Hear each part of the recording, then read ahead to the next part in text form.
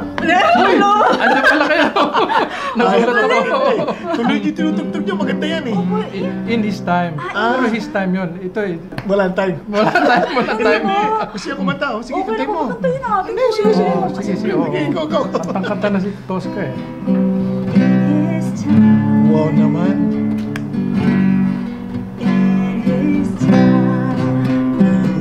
This time, Lord, makes all things beautiful.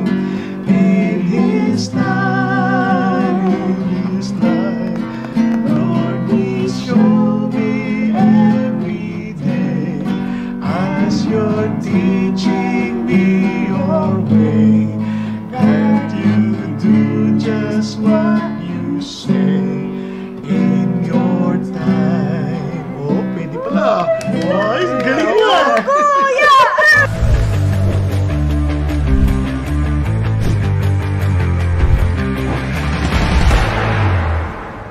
Ninyo, gaganda pa na ng boses Alin? niyo. Oo. Tago na lang, no? May hidden talent May yan. hidden talent.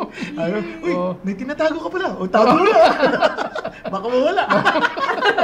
So mga kuya, syempre kakaiba po yung ating payong kapatid. May konting kantahan, di ba? Hindi, Nakakatuwa. masaya rin yan. Kasi, di ba, pinag-usapan natin paano maging masaya, di ba? Yes. Oo. So, alam mo, sa lahat ng bagay, pwede ka naman maging masaya. Alam mo, lalo na yung pag-uusapan natin ngayon, Oo. maraming taong pinagkukulang. Di ba, pinag-usapan natin nung isang nakaraan yung maging kontento. Oo. Ngayon, ang tanong naman, paano ka naman magkakaroon? Ba, okay yan Ayun. Usapan Oo. Di ba kasi, Oo. alam nga naman, makontento ka lang, wala ka lang, mamamatay ka na ka, okay lang, matay na lang. Yan. Oo. Hindi totoo yan. Ako naniniwala ako ganito ha. Kapag nagtitiwala ka sa Diyos at sumusunod ka sa Diyos, imposibleng mamatay ka sa gutom. At kung mamatay ka sa gutom, dahil persecution siguro, Oo. o kaya naman, kasalanan mo talaga. Oo. Pero O kasi rin. Pwede rin. Hindi. Persecution. O kasi, pag persecution. Oo. Sabi ko, kung walang persecution at mamamatay ka sa gutom, parang may problema siguro, no? Kasi, imposible kang pabayaan ng tatay mo eh. Alam niyo, sabi ni David, Kuya Edwin, alam mo yun yung, matanda na ako, wala pa akong nakitang matuwid na namamalimos ang kanyang angkan. Psalm 37 yan. Awit. Oo. 37. Psalm 37 verse 25 kung natatandaan ko. Maganda yan. Memory verse ko yun. Memory verse. Isa sa mga Galing eh. I've never seen the righteous forsaken, nor his children begging for bread. Yes, oo. Sabi. Di ba, ang gandang paalala yun? Oo. At tama-tama, maging sa ating inaaral na sulat ni Pablo, just for us to know the secret of joyful life. Ang sabi na doon, and my God shall supply all my needs. All your needs. Sabi mga, all your needs according to His riches and glory. Now, alam nyo, magandang pag-usapan natin yan, ano? Kasi, alam nyo, sa rami ng pangangailangan ng tao ngayon, how can they really trust the Lord? How can they experience the reality of this particular verse that my God shall supply all my needs according to His riches and glory? Maganda yan. Yan, di ba? Kasi ang limitasyon mo, according to His riches and glory. Wow. Oo. Sky's the limit. Sky's the langit, sabi. Sky's the limit. Tama. Oo nga. Beyond pa sa sky. Kaya hindi Oo. pwede sky's the limit. It's Oo. beyond. Di ba? Tama. Ngayon, sky's the langit. Di ba? Ang ganda nun. Parang, tingnan natin ulit. Basahin natin. Kasi, sa Philippians, ang ganda nun. Before niya sinabi yan, meron kasing, yan eh, meron pang mga talata dyan eh. Doon basahin mo na lang din siguro. Ano pong verse po? Sugusin mo na muna sa 14. 14. Okay po. Philippians 4:14. Nevertheless, you have done well to share with me in my affliction. Share in my affliction. Yes, oo. May papaliwanag sa'yo. Tuloy mo lang Sige yan. po. So, sa 15 na po tayo. Okay. You yourselves also know, Philippians, that at the first preaching of the gospel, after I left Macedonia, no church shared with me in the matter of giving and receiving, but you alone. Galing. Tuloy pa. Hanggang sa 16. hanggang sa tapos mo. Sayang. Hanggang 23 na po. Colossians na rin. Not that I seek the gift itself, but I seek for the profit which increases to your account. Yes, oo. Okay po. But I have received everything in full and have an abundance. I am amply supplied, having received from Epaphroditus what you have sent, a fragrant aroma, an acceptable sacrifice, well pleasing to God. And my God will supply all your needs according to His riches in glory in Christ Jesus. Now to our God and Father be the glory forever and ever. Amen. Amen. Ayan, okay na yan. Napansin nyo, di ba? Unang-una, in this life, ang ganda ng pangako niya that God supplies all our needs. Di ba? Now, isipin nyo, and my God, naliwanag yan ha, meron siyang relationship kay God. He's very confident in God. Importante yun kasi yung confidence mo dapat kay God. It's not in your work, it's not in your husband or wife, it is not in your parents, it is always in God. My God shall, or will ba yung gamit yan? Will supply or shall supply? Certain, hindi may. Hindi may supply. Diba? It's so certain na He will supply. Ganun siya ka-confident. Tapos ang di lang yun. Sabi nga doon, all my needs. So, hindi some. Hindi some of my needs, kundi all of my needs. Wow, grabe naman to. Di ba? Lahat kasali, pati ba bustiso? Kung kailangan mo. Di ba? Lahat. Kailangan, di ba? So, all of your needs Di ba? Tapos, according to His riches, hindi according to the riches of your family, hindi according to the riches of your company, of your country, di ba? According to the riches, His riches and glory. Gaano po kaya kayaman si God? Alam mo sa Tagalog yan, hindi maubos na yaman ng Panginoon. Wow! At saka according, hindi yung parang, kunyari, si Bill Gates, kita ka, namamalimos, binigyan ka na $100. Wala yun. Hindi according to his riches yun. Billionaire Pero kung magbibigay siya according to his riches and glory, kung may angkop sa kanya, magbibigay more than $100 yun. Tama? Tama. Naalala ko yung kwento tungkol kay Alexander the Great. May pulubi. Nagbigay siya, napakalaking amount. Sabi ng kanyang general, bakit laki-laki ng binigay mo dito? Sabi niya, hindi ako nagbigay sa kanya dahil sa kayamanan, dahil sa kahirapan niya, kundi dahil sa aking kayamanan. Galing! Based on his riches. So, para sa kanya, baliwala yun binigay niya. Yes. Kaya yung hindi yung proportionate siya sa kanyang yaman. Hindi sa pangangailangan ng humingi. Pero hindi to para sa lahat Hindi para sa lahat? Hindi para sa lahat yan. Kasi ang sabi, in Christ Jesus. So meron pong kailangan premise na gano'n. Kung inaalipusta mo si Jesus, tinatanggihan mo si Jesus, hindi mo siya kinikilala as the Christ, as the Savior, as God, hindi para sa yan. Hindi po mag-a-apply po itong promise nito. Siyempre. Kumbaga, kung ako yung tatay, tapos yung anak ko binabastos mo, ba't mo kita bibigyan? Hindi ba? Tsaka kung kunyan, magse-celebrate sa bahay, siyempre lahat ng mga anak ko nandoon, hindi kasama yung mga hindi ko kapamilya doon. Kaya itong isang bagay, pero paano yan sa totoong buhay gumagalaw? Nangyayari. Ito yung principle. That God will supply all our needs. Pero paano yun? Malalaglag mula sa langit. Biro mo, buhusan ka ng Diyos ng 20,000 piso na tigsa 10 na coins, nakasako. Di patay ka na nun. Kaya, importante, paano yan? Simulan natin dun sa... Tingnan yung ganda nung verse 14 Yung verse 14, sisimula dun. So yung 14 po, nevertheless, you have done well to share with me in my affliction. Yun. So anong ibig niya sabihin? He was experiencing trials, affliction, di ba? Andyan kayo mga kapatid.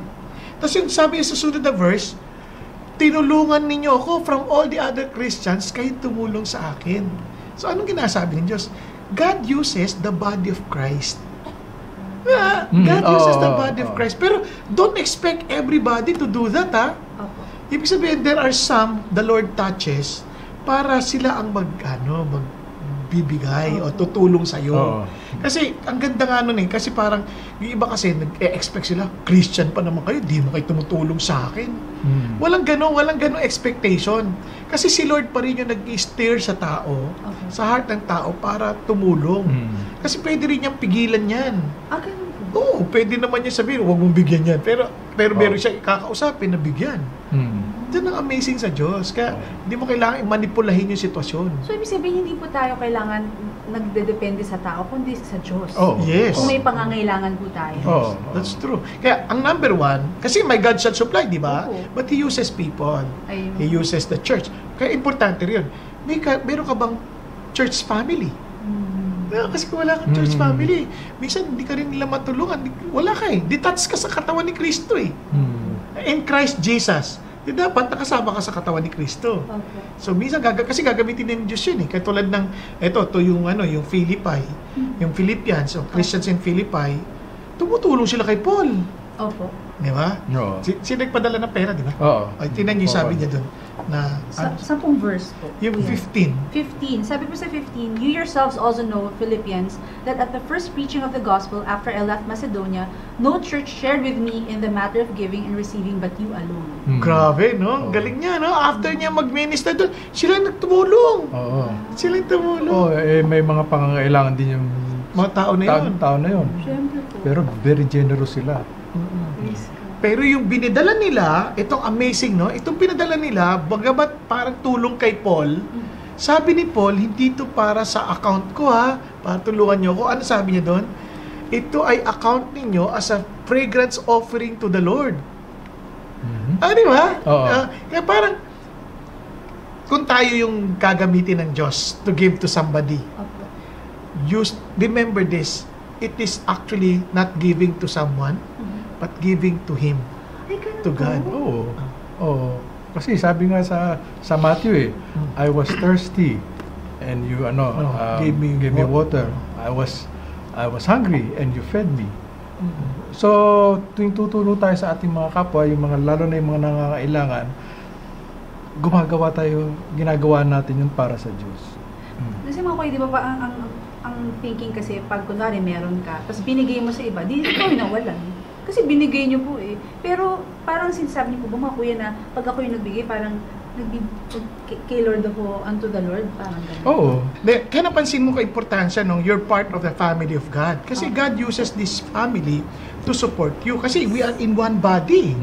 Di ba? Kaya ang crucial dito, minsan, Christian tayo, we are Lone Ranger Christians. Hindi wala tayong kapatiran na tinatawag na we're part of the local church para makita mo how the Lord will provide. But never to expect yung kapatid mo to help you.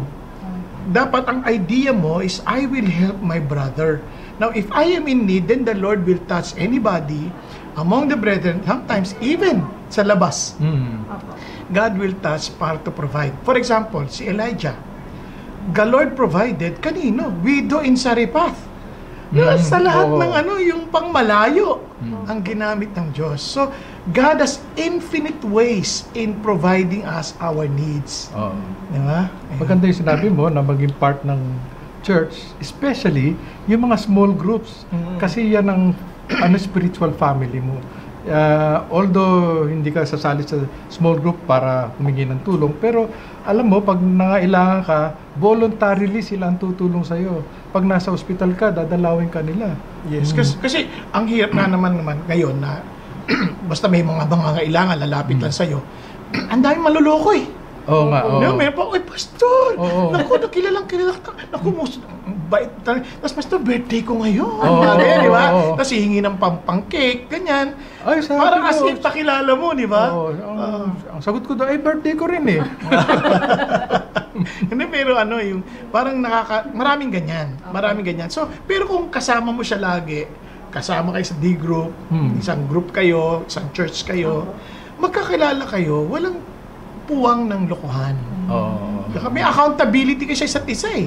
You want both to glorify the Lord, so obviously, pwede mong i-rebuke yung kapatid mo if he is not walking according to God's will. Okay po. Kasi di ba po, normally, parang pag may kasamahan tayo, syempre ayaw mo ma-hurt yung feelings niya. Pero may narinig po ako na pag umi-effort ka na sabihin na para sa kabutihan niya, nagmamahal ka talaga sa kanya. Yes, importante yun. Pag part ka ng small group nga, committed ka sa kabutihan niya. Hindi lang sa mga pangangailangan, kundi yung spiritual growth. Ngayon, kung nagkakamali ka, i-rebuke ka. Kung pagsasabihan ka ng iyong mga kasama sa small groups, hindi para pagalitan ka, pero gusto nila na lalo kang umunlad sa pananampalataya. Kaya ang ganda nun, open ka din eh. Wala kang yung mga skeleton in the closet na tinatawag. Kasi kita ito naintindihan ko sa buhay. When God challenged us to love one another, you can never love and you will never love until you are willing to be vulnerable. Di ba? Parang hanggat lagi kang nagtatago, lagi kang parang, how can you know that that person will love you? Kasi mamahalin ka niya, yung pinapakita mo, hindi yung pagiging kusino ka. Di ba? Importante yan. So, kaya, kung ikaw naman gusto mong mamahal, dapat willing ka rin maging vulnerable, willing ka rin to be corrected, willing ka rin to be, for suggestion, for improvement. Dapat open ka doon eh. Kasi we're not perfect. We are broken people. Yan yung mga tinatawag natin siguro mga, ayoko sabihing risks, pero mga challenges ng pagmamahal.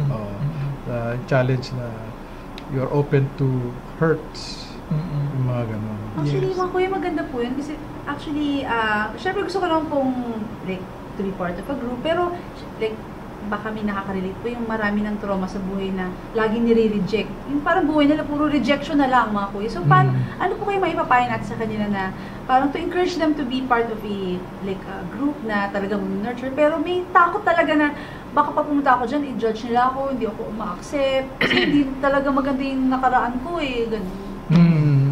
Kasi sa akin, ang importante, are you accepted by God? Yun. Ayan, number one. Kasi kung satisfied ka kay God, kaya ka naman willing to share kasi punong-puno ka eh. Yung mga hanap na mapunuan, kulang ka, ibig sabihin. Hindi ka napupunaan sa Diyos. Kaya na-insecure ka. Kaya when sinabi mo, my God will supply all your needs, part of your needs is emotional, mental, spiritual, di ba? Financial, physical. So, hindi lang yan tungkol sa pera. Although the context of this passage has something to do with money, pero again, God will supply us. Kasi kung ang Diyos natin is enough, then tayo dapat ang nag-share, hindi tayo yung hanap ng hanap. So if you say, baka hindi ako pansinin, di ikaw mamansin. Kasi puno ka eh. Di ba? Pero again, hindi ko minamaliit yung mga ganong feelings of trauma in the past. Di ba? You may, kaya part yan ng learning mo in your walk as you get matured, na ang focus mo si God, si Jesus. So yun. Tsaka yung feeling na hindi ka pinapansin, yung even feeling of depression, normal ka kasi mga tao sa Biblia nakakaramdam din nun. Si Elijah nadidepress eh. So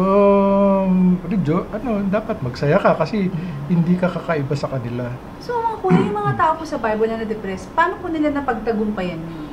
Tulad nga nasabi ni Kuya Bong, nakafocus sila kay God. Ayun. Bumabalik sila. Kaya pag tingin mo yung Psalm, mga dami dun, mga lament eh. Mga depressed na expressions. Pero ang kanilang ending lagi is to go back to God. Until God speaks, until they see God, doon lang sila nagkakaroon ng release sa kanilang mga depressions. Diba? Yeah, why are you so downcast, O my soul? Diba? Put your hope in God. Di ba? Pansin mo yan? Put your hope in God. Pero ang galing, kinakausap niya yung sarili niya. Why are you downcast on my soul? You have something to trust God. Put your hope in God. Inuutusan niya yung sarili niya eh. Okay? Huwag mo lang laksan pag kinakausap sa sarili niya. Baka marinig ng iba. Nakakahiya. Hindi naman pasa kanila yun. Pasa yun lang yun. Baka iba pang isipin nila. May tama ka na. Pero hindi masamang i-convince mo yung sarili mo. You talk to yourself. Kasi minsan, we allow ourselves to talk to us eh. Parang ulit. I am so downcast. Parang yung feeling mo being downcast, ikaw nagsasabi sa brain mo na you're downcast. Why don't you talk back to yourself? Hey, why are you so downcast, oh my soul? Put your trust in God. Put your hope in God, di ba? Nagpapadala ka sa emotions mo. Yun ang sinasabi. So, yung mga bad good feelings. Vibes, wag po mga negatrons, gano'n. Ang galing naman. May mga negatrons ka pa. Negatrons. Parang Optimus Prime. Yes. So, mga yung makakatulong ba? Ganun po. Kasi, katulad nan, bless the Lord, O my soul, and forget none of His benefits. Sino kausap niya? Sarili niya. Sarili niya, yung soul niya. Ano ka ba? Bless the Lord, O my soul. Forget none of His benefits. Parang sinasabi niya, hey, remind yourself of what God did to you. Remind yourself of all the blessings you receive from God. So, kailangan kausapin mo sarili mo. Mga kuya, paano po kung hindi ako komportable kausapin ko yung sarili ko? Pwede ba isulat ko na sa journal ko? Pwede. Pwede, oo. Kasi baka pag nakita ko ng asawa ko, anong ginagawa mo dyan? Kantahan mo sarili mo. Ginagawa ng iba. Paggising, pagpunta ng banyo, titignan yung salamin. Ang ganda mo. Good morning, Pugi. Yan. Ayun! Good morning, Pogi! Good morning, ganda. Pati salamin, sinungaling. Joke lang. Joke lang. Dapat lang naman na, kung wala namang ginawang si Lord na pangit eh. Amen! Kasi we are created in His image eh, alam nga naman. Di ba? Feeling mo lang yun. Hindi, minsan kasi, hindi ka maaring maganda sa mata ng iba. Pero sa mata ng nanay mo, Siyempre. mata ng asawa mo, di ba? Mata ng mga nagmamahal sa'yo, maganda ka. Kasi ang tingin nila sa'yo, hindi yung panlabas mo, kundi yung buong pagkatao mo. Yun. So, sa mata ni Jose Feliciano, maganda. Sino po? Si blind guitarist ba? Akala ko, may tatanong sa inyo. Nakita niyo ba yung asawa ni sino ba ito yung singer? Yung Stevie Wonder? Stevie Wonder? Nakita niya asawa niya? Hindi. Siya rin. Hindi mo nakita. Ay, naku mga kuya. Nabalik tayo sa pag-usapan natin. Tama naman siya. Balik tayo sa pinagsasabi natin. Kaya itong my God shall supply all your needs. Ay, nako, ang napakagandang pangako ng Diyos. But you need to trust God. Kaya sabi ng Lord, yung pagbibigayan naman natin, we don't give so that we would receive. We give because we worship God. Our giving, kaya naman pag ikaw naman nakatanggap sa isang kapatid, huwag mo namang isipin na siya yung supplier mo. Ayun. Di ba mangyari yan? Parang strings attached eh. Kaya iba nangyari, nakatingin na sa tao, hindi na nakatingin sa Diyos. Ang supply mo, galing kay God, ginamit lang siya. Amen. Okay, parang ganun. Para hindi ka parang beholden na doon sa tao. Huwag ganun. Kasi, instrumento lang yan ng Diyos. Correct. Correct. Hindi, kaya ako, idadagdag ko lang doon, maganda yung sinabi ni Kuya Bong, kahit na ikaw ang nagbibigay, dapat magpasalamat ka din kasi ikaw ginagamit ng Diyos as His instrument. Kung ikaw naman ang ginamit ng Diyos, don't ever think na ikaw ang ginamit ng Diyos. Yun po ang kasi sabi ng Bible, very clear yan. Sabi niya, do not let your right hand know what your left hand is doing. Now, can you imagine? How can, isa lang ulo dyan.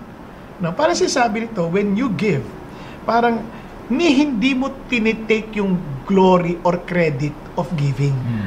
Di ba? Kasi ang binigay mo kay God. Kaya nga, si Lord yun, ginamit ka lang. Now, how would you know? Eto, kapag panahon na yung tinulungan mo, tapos ikaw naman ang kailangan, biglang itong yung tinulungan mo, hindi naging available nung kailangan mo na siya. Pag sinabi mong, ganun pala sila, nung sila nangangailangan, ako tumutulong, tas ngayon wala sila. O di alam ng left hand mo, ginawa ng kanan kamay mo. Dapat, hindi mo i-take yun against them. Kundi, ay nako, salamat sa Diyos. Alam ko, God will still supply all my needs in some other ways. Di ba? So, okay. Inapasis ko. Okay po, thank you. So, ibig sabihin mga kuya, parang walang utang na loob, walang ganun. Parang, binigyan kita, may utang na loob ka sa akin, ha?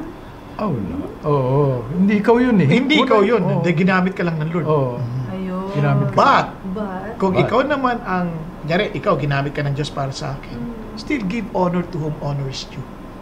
Magpasalamat ka pa rin naman hindi na masama yan. Siyempre naman. Kasama na yan. Yung willingness niya to be used by God, appreciate mo din. Katulad ginawa ni Paul. In-appreciate niya yung Christians in Philippi. Di ba? Then thank you siya.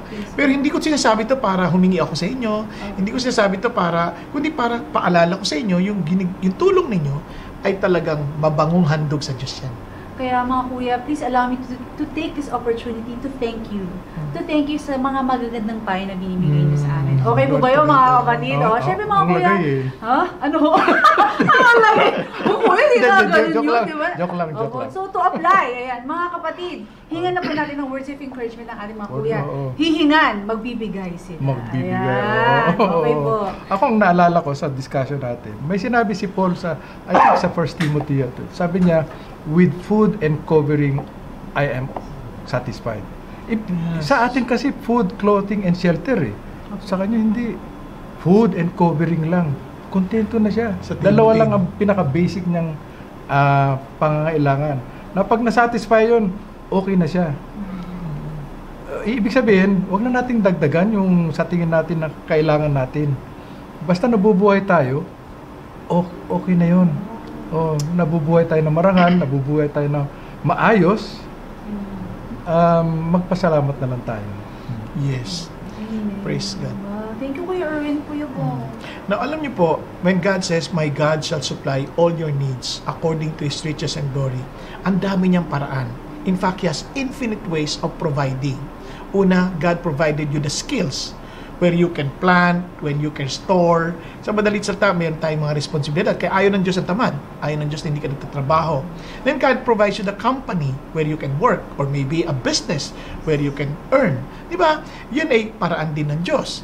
And sometimes God will use other people. Kung inaasahan parang walang-wala na, then God will use other people. And God has so many ways. In fact, even si Elijah, sabi ni the Lord provided him. Paano? Sa pamamagitan ng raven. Can you imagine? Gagamitin niya yung raven to provide him, sabi ganoon, meat and bread. Amazed na amazed ako dun sa paano nagpo-provide ang Diyos. And alam niyo ba, kung totoo kay Elijah, totoo rin sa atin. Bakit kamo?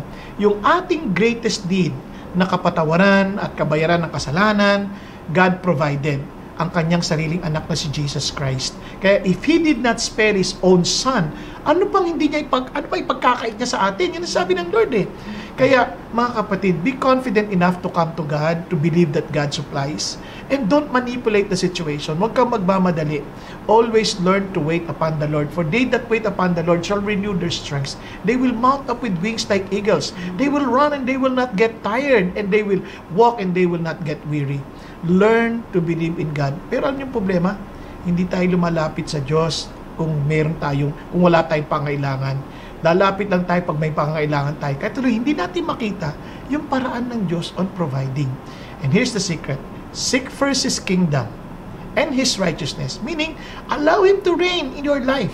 Allow Him, follow His ways, follow His instruction. And all these things shall be added unto you. Yun ang pangako ng Diyos. At sigurado ko, tulad din na sinabi ni Bible, this is my confidence. My God shall supply all your needs according to His riches and glory in Christ Jesus. Amen. Praise God! Siyempre, di ba yung name po ni God, Jehovah Jireh? Yeah. He's our Yahweh. provider. Yahweh. Yeah. Yay! So mga Alam niyo ba kuya, yung Jehovah Jireh? Ang ganda nun. He will see to it. Oh. Titiyakin niya na it will be done. Grabe po. So hindi ba talaga tayo magkukulang sa buhay na ito pagkasama natin si Christ? Amen. Yan. So mga kuya, hindi talaga magkukulang ang aking request. Yung tagline naman. Tagline, Yes. okay. Pero pwede ba bago tayo magsawing tagline, mga kapatid ko, napanood nyo to. Kung ito yung naging tulong sa inyo, naku, sabihin nyo naman sa iba, ipamalita nyo sa mga kaibigan ninyo na mayroong payong kapatid na itong payo na to, ulitin ko, kung di man kayo nag-agree, walang problema. It is just one of the factors that you can use in your decision making. At kung nakakatulong, praise God. Kung hindi naman, walang problema. Para pagkain lang yan ng isda. Pag yung tinik, huwag mo nang dunukin. Tapong mo na lang. Yung laman lang ang kunin mo. Kaya, mga kapatid, huwag nyo kalimutan, share, subscribe, so that you would be notified. Okay ba yan? Okay. Kasi mga kuya, may style po yan eh. Kuya, sa comment section, habang nanonood sila ngayon, itatype lang nila yung itatag nila yung mga friends nila. Pag tinag yun, yun na, talagang makikita. Yes. At hindi lang yun, pwedeng @highlight. Di ba? Tsaka po pwede yun rin sila magtanong. Pwede rin kayong humingi ng payo sa comment section. And we will try our best na masagot yun. Hindi man agad. At least, they that wait upon the Lord. Darating yun at darating. Saka napakahalaga ng comments nyo, saka yung tanong nyo. Kasi alam namin, doon namin malalaman kung saan kayo nanggagaling at ano ang mga pangangailangan ninyo. Kaya naman, pag kahit na umulan, umaraw, bumagyo! kung kailangan nyo ng payong, andito po ang Payong Kapatid!